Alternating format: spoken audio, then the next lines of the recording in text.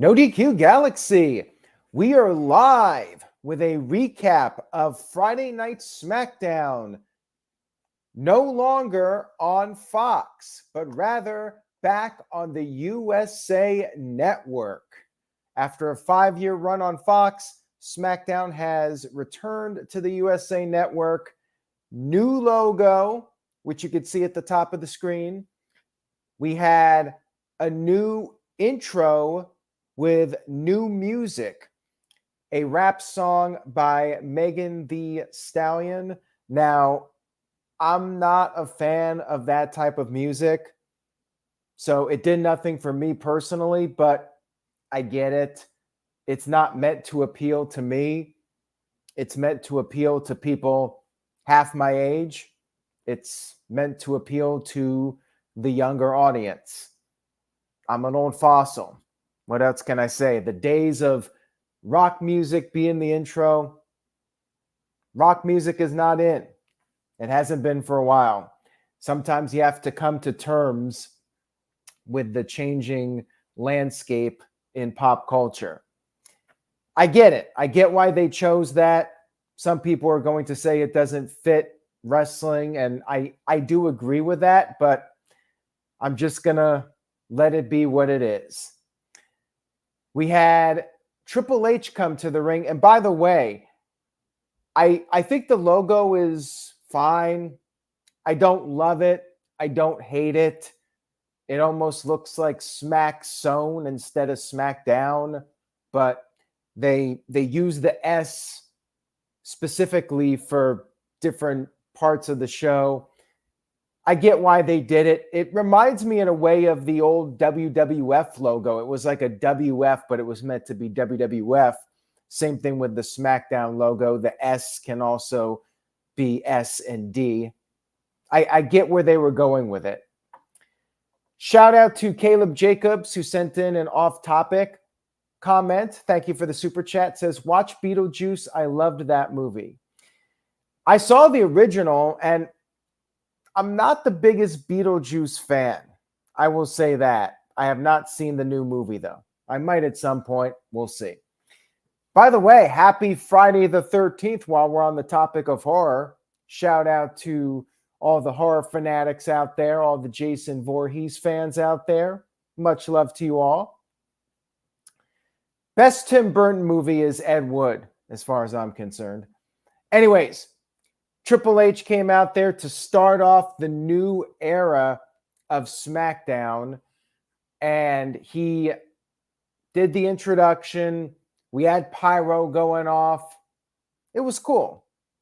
I'm totally fine with Triple H being out there as the first person we saw on SmackDown. We then went right into our world title match. Cody Rhodes versus Solo Sikoa inside a steel cage. First half hour of SmackDown was absolutely commercial free. This was a fantastic match. Great cage match, all things considered. You know, we're coming off All Out, the unsanctioned cage match. We had no cinder blocks. We had no needles. But I will say, they actually had a damn good cage match.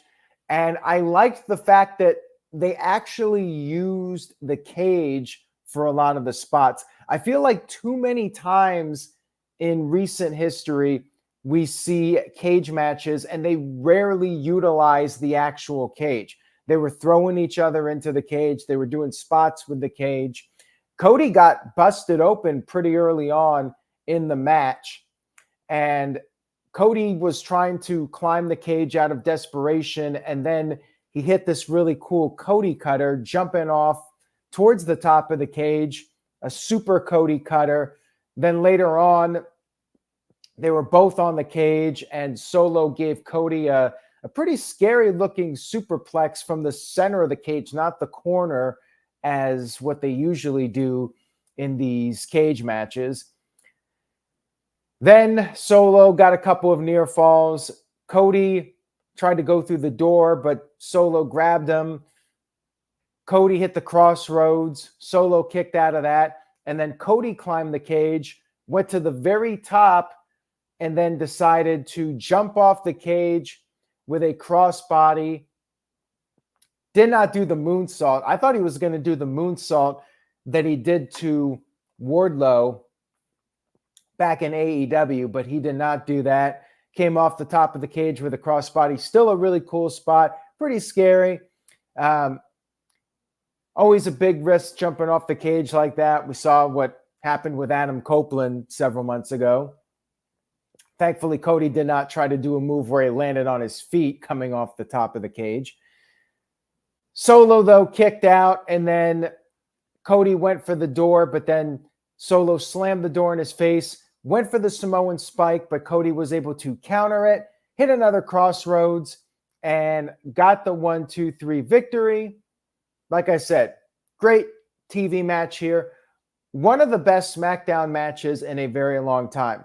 They started off the new era of a SmackDown on a very high note with the Cody Rhodes win.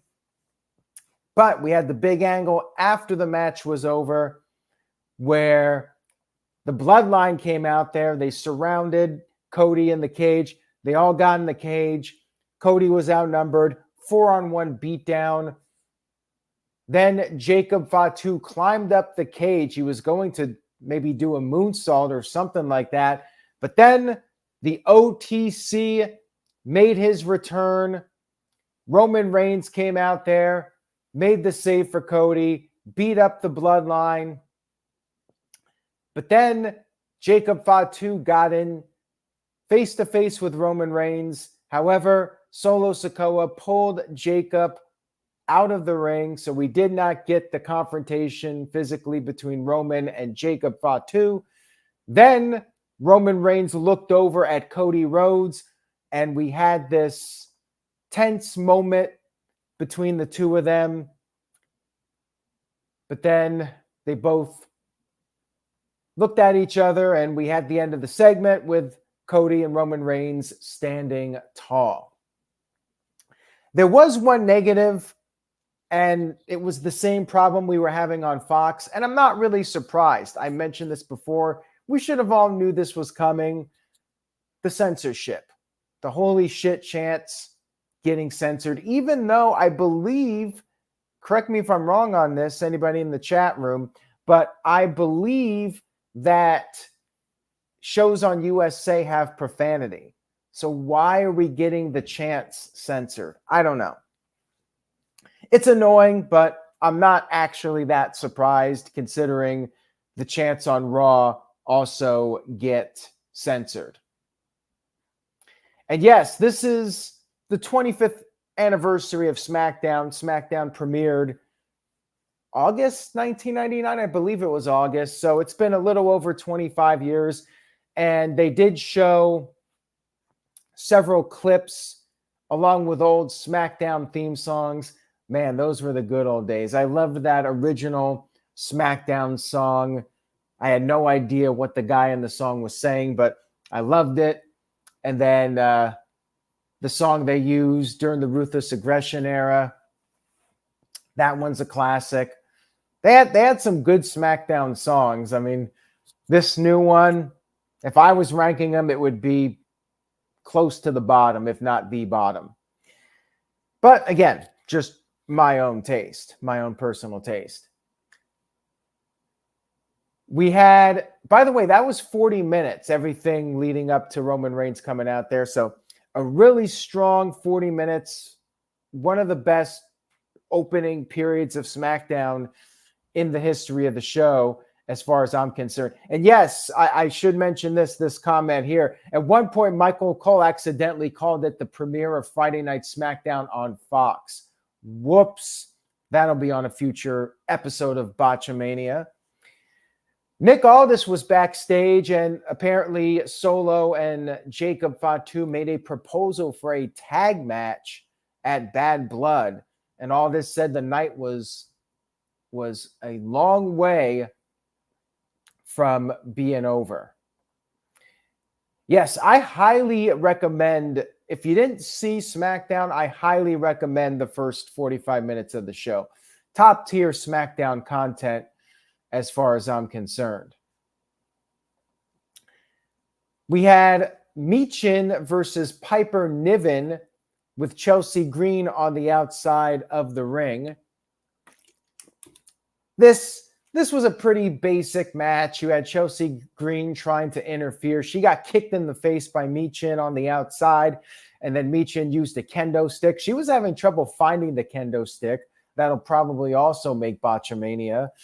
And it was a brief back and forth match where you had Piper with a cannonball off the apron. She got in some offense, but then she climbed up in the ring. Michin stopped her, gave her a big suplex, avalanche suplex, and then picked up the victory. Not much to it. Chelsea Green came in for an immediate attack afterwards and then gave her the unpretty her on a trash can. Maybe Michin's going to need a tag team partner. It was basically filler. Michin getting a little bit of a push right now, so good for her. Shout out to Building Nexus, who sent in a $2 super chat. Thank you for that. I appreciate it. Says, hearing that Def Rebel's contract is coming up soon. Well, that is the rumor right now. There's a post over on NoDQ.com. If you believe in a God, now's your time to pray that they will be gone.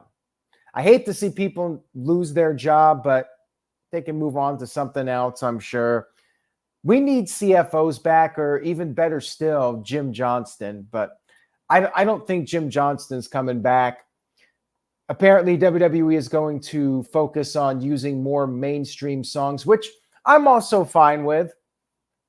Some of the best theme songs in wrestling are songs that get licensed. WWE does it. AEW does it. WWE can certainly afford it. So, hey, I'm cool with it. Anything's better than CFOs as far as I'm concerned. And another thing, thank you guys for pointing these out in the chat room, because I do forget a few small details. I did notice that too.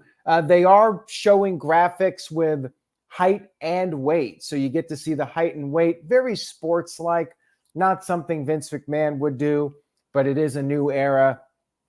And they also have the graphic, which they have been doing for a while now, the graphic that shows Michael Cole as the head play-by-play, Corey Graves as the color analyst, whatever term they used, and then the backstage reporters. They have those people listed as well. Very different.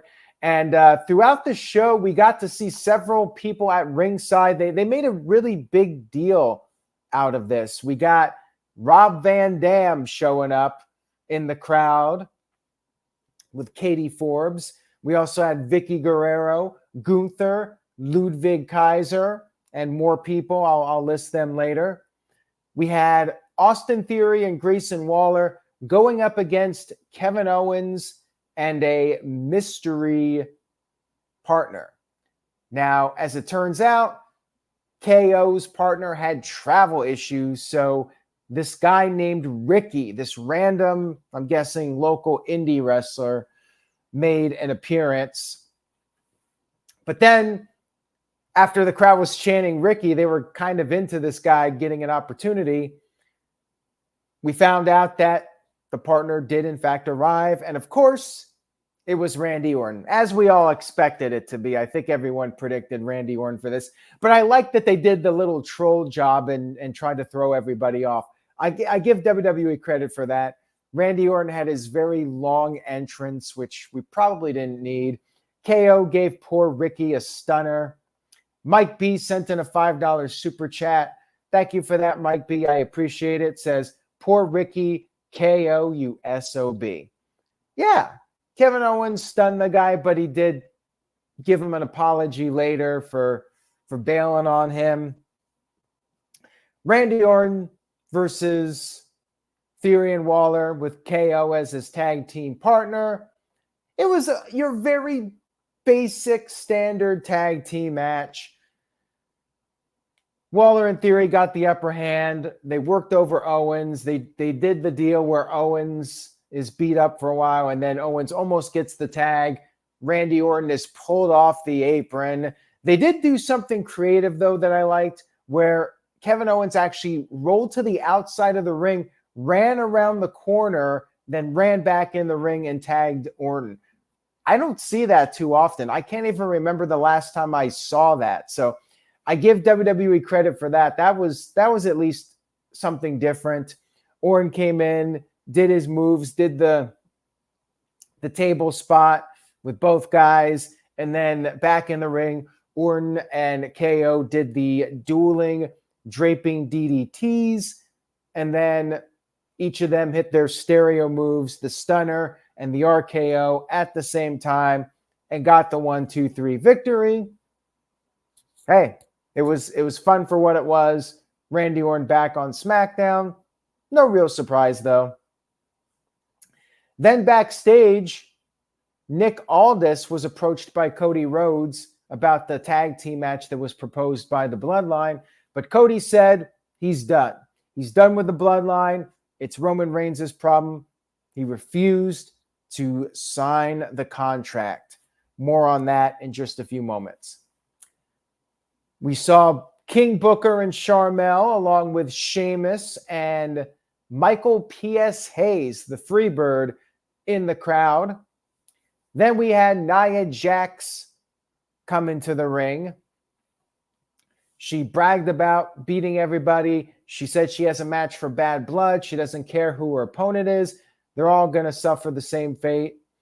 And then Bayley came out there, said she wanted her rematch for the title. Then Tiffany Stratton showed up, and a little bit of dissension here because Tiffany said that she only lost to Bayley last week because of Nia Jax. So we got a little bit of tension there between Tiffany and Nia. Then Naomi came out there, and she said she's overdue for a title match. And then Nia Jax proposed a tag team match for next week. If Naomi or Bayley can get the win, that person who gets the win in the tag match will become the new number one contender. But then the other side of it, if one of them loses the match, they have to leave SmackDown permanently. Very interesting. I wonder if this is the end of Bayley on SmackDown. We'll see. But yeah, tag match next week. We have some interesting possibilities with that one. That's coming up on next week's show. We had Nick Aldis backstage saying that Roman Reigns will address the situation for the tag team match in the ring. We then had our fifth and final match of the series between Andrade and Carmelo. The usual really good match between these two, back and forth competitive match. Carmelo attempted a cheap shot before the match. Andrade, though, quickly recovered, hit his big moonsault to the outside, but then they were both on top of the barricade, and Carmelo gave Andrade a Spanish fly onto the floor. Then they both got back in the ring. Carmelo avoided a split-legged moonsault. Then they were both on the top. Andrade was able to hit an avalanche message to pick up the win. LA Knight showed up, U.S. champion, cut a promo on Andrade, and apparently they will have their match for the title on next week's SmackDown, which, it is what it is. Bad Blood has already got like 6 or 7 matches, maybe 7 matches now, I'm not sure. I think 6 actually, which seems to be the limit for WWE at this point as far as matches go on a premium live event. So as much as I would like to see the U.S. title on the premium live event, I also like the fact that they're keeping the premium live events relatively short. We saw Teddy Long, I already said Sheamus, Teddy Long, Ron Simmons, William Regal, Bobby Roode, which was cool. He's a producer, and Damian Priest, all there at ringside. It was pretty cool that we had all these legends at ringside for the show. We had a backstage promo with Jade Cargill and Bianca Belair. the women's tag team champions. They were putting all the teams on notice, but then Nia Jax and Tiffany Stratton interrupted.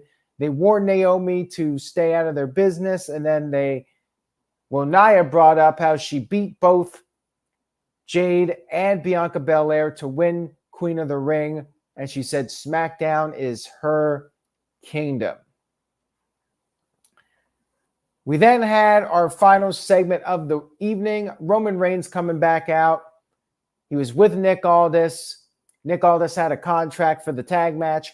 Roman Reigns took the contract and spoke for the first time since the babyface turn. The crowd was chanting OTC. He said it's bloodline business. He doesn't need Cody's help. And with the Ula Fala or not, he is not just the original tribal chief, but he is the only tribal chief. He said that this is WWE. It's his WWE. But at that point, Cody Rhodes came out there and we went into overtime. It was reported earlier, several changes for SmackDown, and one of the changes was going to be that SmackDown would potentially have an overrun again. They could not have an overrun on Fox because Fox has their news broadcasts right at 10 p.m. So every week, 10 p.m. Eastern, SmackDown had to go off the air on Fox. But being on USA Network, they can once again have the overrun. And that they did, at least for this first show. We got the overrun. So Cody's in. We're past the 10 o'clock hour. And Cody said that, and this was very interesting because there were definitely mixed reactions for Cody. We got OTC chants. We got Cody chants. The crowd was very mixed. Cody said that it was Reigns' WWE, but it hasn't been since WrestleMania. He dropped the mic. Roman Reigns also dropped the mic. So we had a little tease here once again of these guys maybe having one more match, having the rubber match. But then we had Solo Sikoa and Jacob Fatu appear. The Tongas came in with a sneak attack, but Roman Reigns and Cody were able to fight them off. Roman Reigns grabbed the contract. He signed the contract, but then Cody stuck his hand out. Roman handed him the contract. Cody signed it, so it is official. Tag team match at Bad Blood. Very interested to see how this plays out. And the last little change, for the first time, I don't believe they've ever done this before. Sometimes I'm quick to miss something or easy to miss something. But we had Paul Levesque and Lee Fitting listed as the executive producers. Now, I do remember WCW used to do this back in the day, where they would have credits at the end of the show. Eric Bischoff would be listed as the executive producer. So, yeah, they did the credits at the end with Paul Levesque and Lee Fitting with their names on the screen. Very interesting that they did this. Another sports thing, not something that WWE has done. Hell of a show. Now, before I give my letter grade, Building Nexus sent in a $2 super chat. When and how is Jimmy coming back? I thought Cody turning down the contract was going to lead to Jimmy showing up at the end, but we did not see Jimmy. War Games is still, keep in mind, 2.5 months away. There's really no rush. I wanted to see Jimmy come back, but maybe Jacob Fatu and Solo Sikoa win at Bad Blood. I almost feel like they have to, but we still have plenty of time now. We still have almost a month until Bad Blood. We got time to build this up. You know, maybe they lose and Roman Reigns has to look to family to beat the Bloodline, and that's when Jimmy comes in, and maybe Jey Uso and Sami Zayn. But yeah, we still have 2.5 months before it happens. with the War Games. Roman Reigns is advertised for War Games, so I expect him to be there. I expect that we're getting this Bloodline match. I don't know if they're going to keep Cody in it.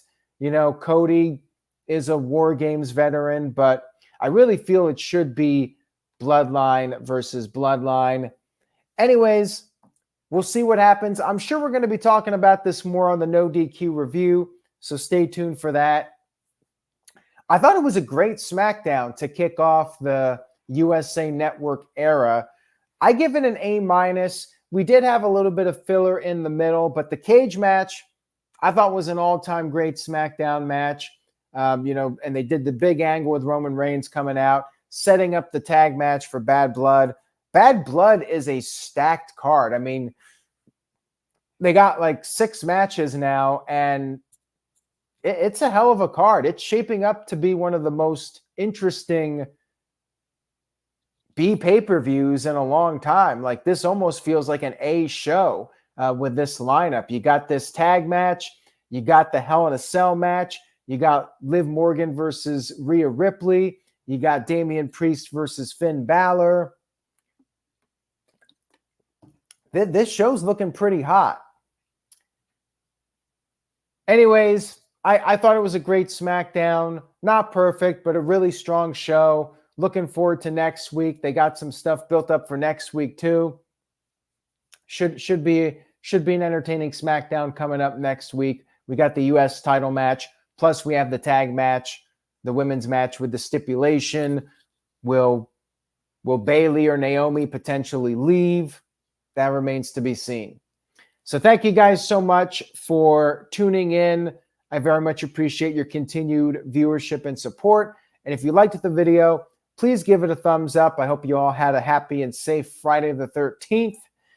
Stay tuned to NoDQ.com as we head into the fall season. And I'll see you guys next time. Buy a shirt, NoDQ.com/merch. Say yes to NoDQ.com. Have a great weekend, everyone. Take care.